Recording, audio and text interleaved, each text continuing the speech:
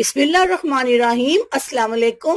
Sir से पांव तक गोरी रंगत अब ख्वाब नहीं हकीकत। आइए आज मैं आपको आसान घरेलू तरीका बताती हूँ। आजकल मर्दो खवातीन सभी चाहते हैं कि इनका रंग एकदम साफ, चमकदार और सफेद हो जाए, क्योंकि सभी रंगत की दौड़ में गोरे रंग को ही तरजीह देते हैं। आज ऑनलाइन रेमेडीज में जानिए एक ऐसा हैरत अंगेज नुस्खा जिसके इस्तेमाल से मर्द हो या खवातीन सर से पांव तक खुद को गोरा कर सकते हैं।